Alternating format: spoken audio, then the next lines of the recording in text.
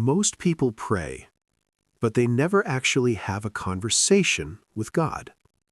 We talk, we ask, we beg, we complain, and then we say amen and walk away. That's not a conversation. That's a voicemail. Be honest. When you pray, what do? God help me. God fix this. God give me. God why? We fill the silence because silence feels uncomfortable. But what if the silence is where He speaks? We treat prayer like a grocery list, but God is not a delivery service. He is a Father. There's a difference between talking to God and talking with God. Talking to God is one way. It's noise. It's constant words. Talking with God requires stillness. When Moses met God, it says he spoke with him face to face. That's intimacy, not a rush. When Samuel heard God calling, he said, "Speak, Lord, for your servant is listening." Listening. Even Jesus would leave the crowds, walk away from the noise, and pray alone. If Jesus needed silence, what makes us think we don't? Prayer was never meant to be a monologue. It was meant to be communion. Not performance, presence, how to actually talk with God. Let me make this simple. Next time you pray, do this. 1. Start with gratitude, not requests. Gratitude shifts your heart. God, thank you for today. Thank you for breath. Thank you for keeping me. 2. Ask one real question, not 10. 1. Maybe God hasn't been silent. Maybe heaven hasn't gone quiet. Maybe the distance you feel isn't distance at all. Maybe He's been there the whole time, waiting. Waiting for the noise to die down. Waiting for the performance to end. Waiting for the rushed words to run out. Waiting for you. Not the polished version of you, not the religious version of you.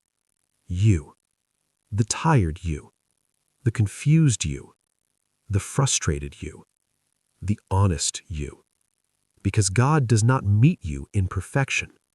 He meets you in presence. You say God feels far, but when was the last time you sat with Him without a timer, without a script, without an agenda? When was the last time you weren't asking for anything, just being?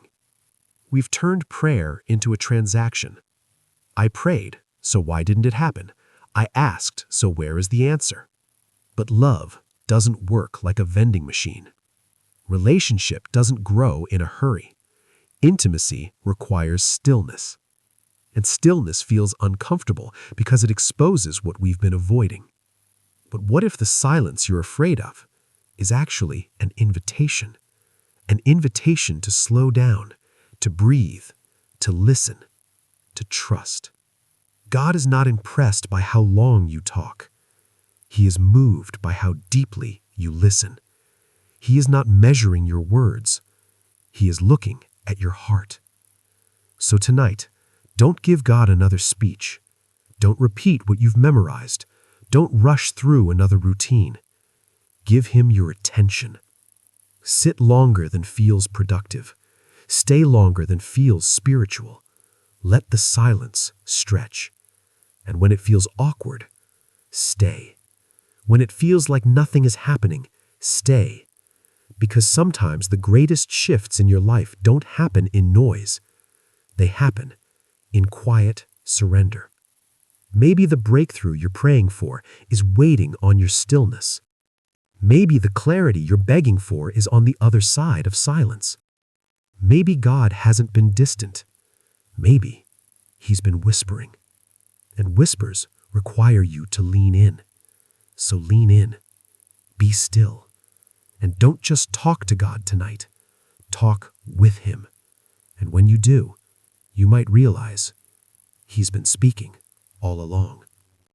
If this helped you slow your thoughts, share it with someone who needs peace tonight. Subscribe for more content where faith meets real life. We're not just watching, we're rewiring our minds.